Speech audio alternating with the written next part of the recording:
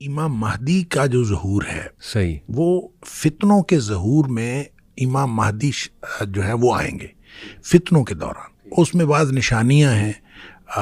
اس میں مثلاً یہ ایک نشانی یہ ہے کہ کوئی عرب جو بادشاہ ہے اس کا انتقال ہوگا اور اس کے بعد جھگڑا ہوگا وہاں بھی عرب میں بھی کہ کس کو جو ہے وہ بادشاہ بنایا جائے. 3 پرنسز کا آتا ہے ذکر، آپس میں جھگڑا ہوگا. اچھا، اسی طرح یہ بھی ہے کہ مسلمانوں کی قیادت کا فقدان ہوگا.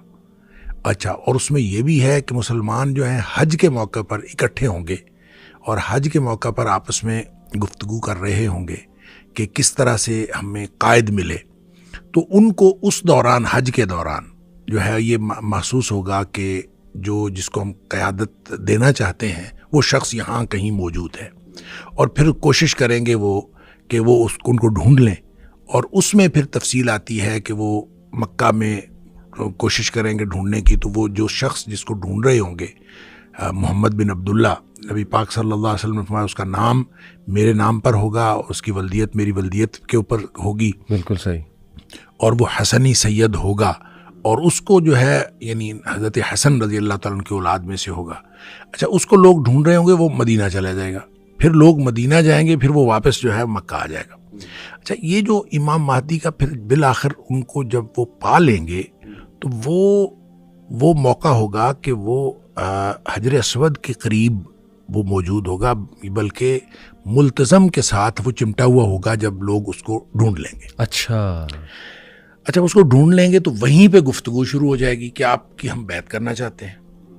اچھا، حدیث کے جو الفاظ ہیں نا اس سے یہ پتہ چلتا ہے کہ امام مہدی اپنے ظہور سے قبل وہ کوئی ایکسٹرا آرڈنری شخصیت نہیں ہوں گے.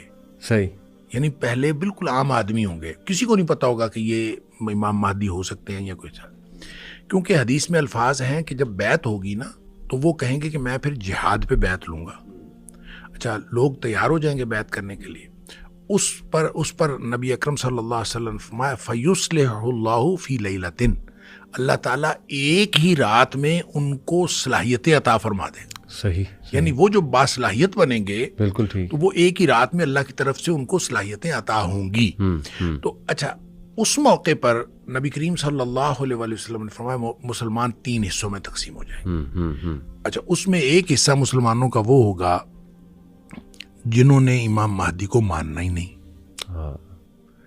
اور ان کے بارے میں نبی پاک صلی اللہ علیہ وسلم فرمایا ان کا ایمان کے ساتھ کوئی تعلق ہی نہیں ہے.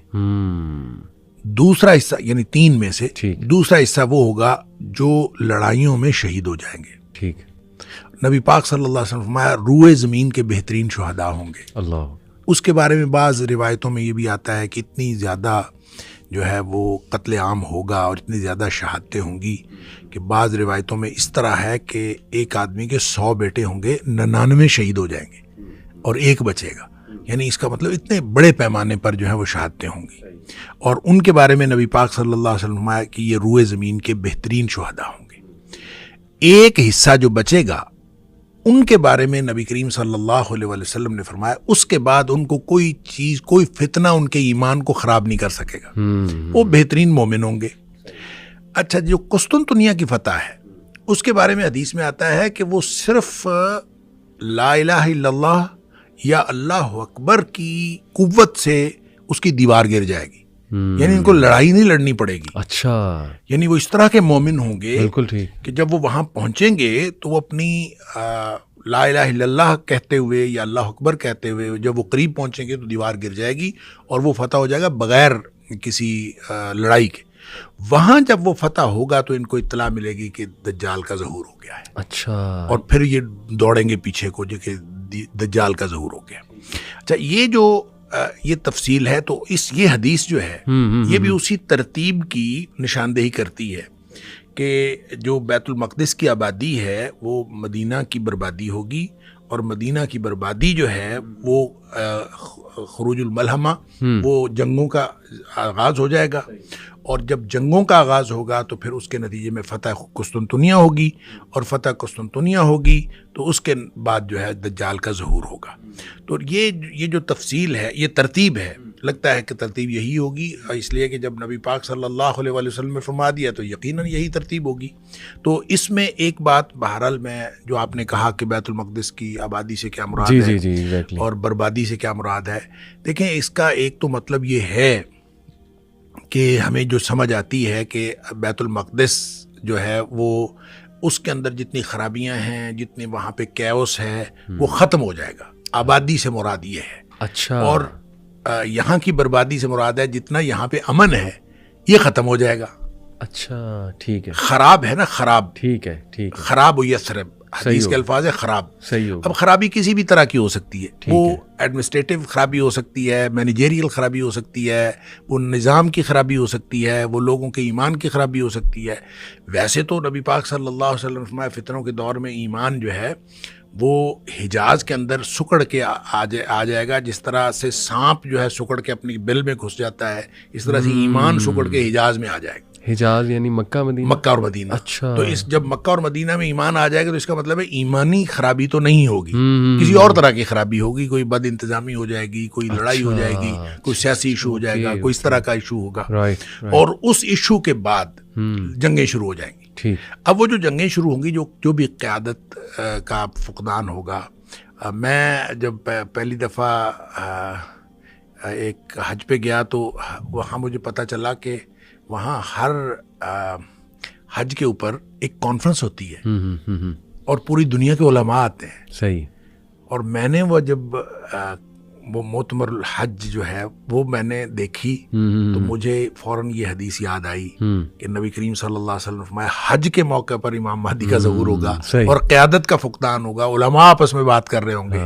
تو میں نے کہا اس کی بنیاد یہ پڑ چکی ہے گویا کہ حج کے موقع پر پوری دنیا کے علماء اکٹھے ہوتے ہیں، تو جب کبھی قیادت کا فقدان ہوگا اور اس طرح کی ڈسکشن ہوگی تو اس کے نتیجے میں امام مہدی کا ظہور بھی ہوگا۔ تو جب امام مہدی کا ظہور ہو جائے گا تو پھر بہرحال لڑائیاں ہوں گی، اور وہ لڑائیاں کتنی ہیں؟ خروج الملحمہ، ملحمہ سے مراد بہت بڑی جنگیں، جنگوں کا ظہور، اور وہ کتنی ہونی ہے اللہ کو معلوم ہے، کتنا عرصہ ہونی ہے اللہ کو معلوم ہے۔ یہ وہ انٹرپریٹیشن ہے جو ہماری سمجھ میں آتی ہے۔ ویسے میں ان ساری باتوں کے بارے میں جو مستقبل کے حوالے سے نبی اکرم صلی اللہ علیہ وسلم نے فرمائی، اس کے بارے میں ہمیشہ یہ بات عرض کیا کرتا ہوں کہ ہمیں اس کے بارے میں حتمی تعین کی بات نہیں کرنی چاہیے، اور حتمی تعین کیا بھی نہیں جا سکتا۔ ہو سکتا ہے نبی کریم صلی اللہ علیہ وسلم نے کوئی بات تمثیلی انداز میں فرمائی ہو سکتا ہے کوئی بات حقیقی انداز میں فرمائی ہو، وہ حقیقی ہو یا تمثیلی ہو، ہم نہ اس کے وقت کا تعین کر سکتے ہیں اور نہ اس کی نوعیت کا حقیقی تعین کر سکتے ہیں۔ البتہ پاسبلٹیز ہم ڈسکس کر سکتے ہیں، یہ امکان ہے، یہ ہو سکتا ہے، یہ ہو سکتا ہے، صرف یہ کہہ سکتے ہیں۔ اور اصل میں جتنی مستقبل کی باتیں ہیں اور خاص طور پہ دور فتن کی باتیں ہیں، وہ اصل میں تو ہمارے ایمان کو بوسٹ کرنے کے لیے اور ہماری رہنمائی کے لیے ہیں کہ جب دور فتن ہوگا، اس طرح کی صورتحال ہوگی تو آپ کو یہ کرنا چاہیے اور یہ کرنا چاہیے، اور آپ اپنے ایمان کو مضبوط کریں اور ایمان کی بنیاد پر اپنی زندگی